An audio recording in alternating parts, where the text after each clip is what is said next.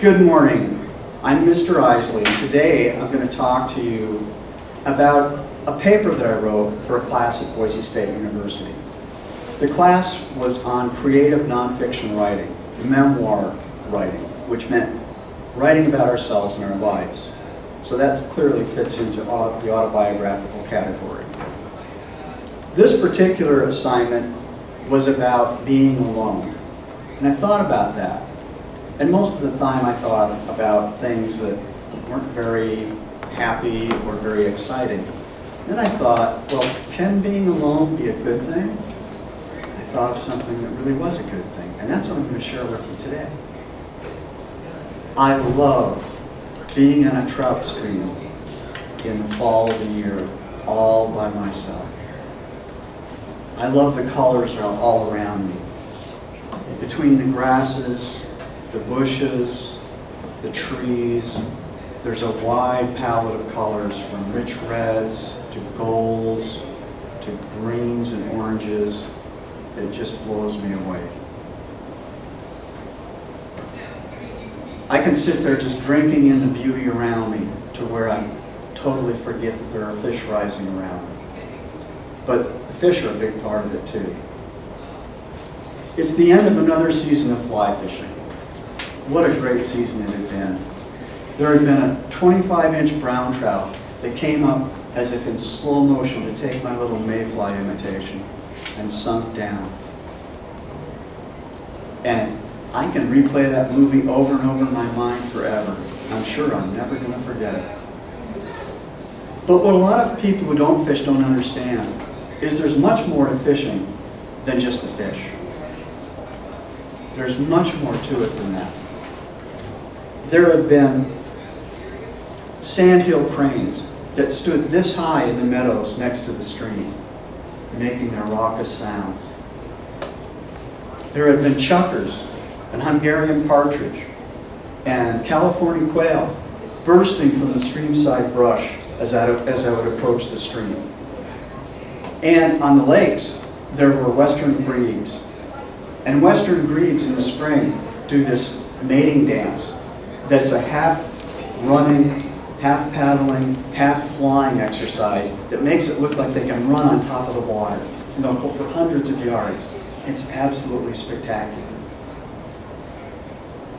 And each day came with a movie of light and color and shadow as the sun arced its way across the sky. And it was bookended by beautiful orange sunrises and sunsets. That's all part of a day on the stream. My wife thinks I'm crazy for going out there at sunrise and staying until sunset. She says, how can you not get bored and get tired? I wish you could see what I see. For me, it's the most rejuvenating thing I can think of. I come back bursting with energy and excitement after a day alone in the outdoors. Some people never fish alone. They only fish in groups.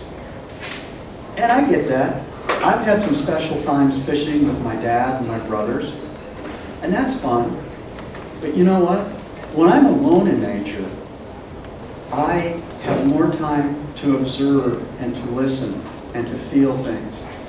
And I feel like some of the most happy and spiritual times in my life have been when I've been alone in nature. As all this was happening, all of a sudden, a nice trout started to rise in front of me, gulping mayflies. Game on. Time to cast in front of that fish and try to get him to take my fly. I tried again and again, but I wasn't quite close enough to him. So I had my waders on, and I waded out a little bit more into the stream. And as I did so, the bottom was very soft and mucky. And then I hit a spot where I really sank in. And the water came up, and it went over the tops of my waders, and it spilled in. And it was about, I'd say about 36 degrees. And it was cold. It was really cold. It made me gasp. And I drew back closer to the shoreline, so I wasn't going to get any more water. And I thought, oh, that was cold. I'm shivering. Should I go home now? And then I thought, no. That helped wake me up. I'm alive and I'm having a great time. How lucky, how blessed am I to be able to be here and enjoying this. I'm going to keep trying for that fish. And I stayed. And I cast over and over again, and you know what? I didn't catch a single one of those fish, but I had the time of my life. I really enjoyed myself. It was a wonderful time.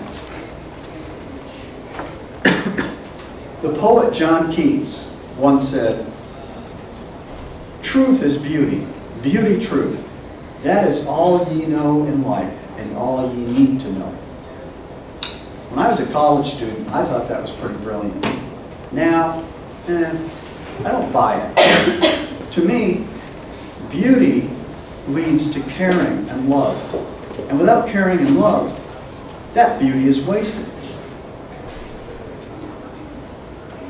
The beauty of this stream on this day was not lost on me. I really appreciated it.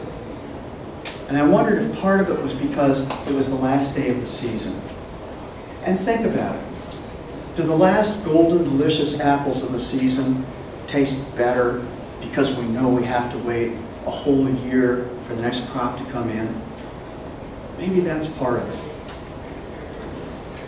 But for that matter, how do we know we'll be here next year to enjoy that season?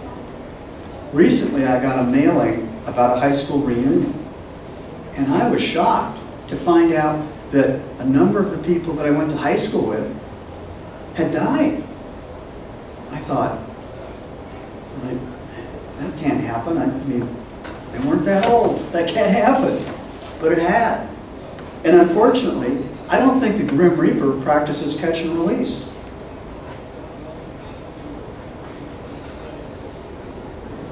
I felt lucky to have such rich memories of this season. And I was alone that day, but I was never lonely. Finally, having that experience, having a great year, is going to lead me to dream about next year and think about all the places I want to fish.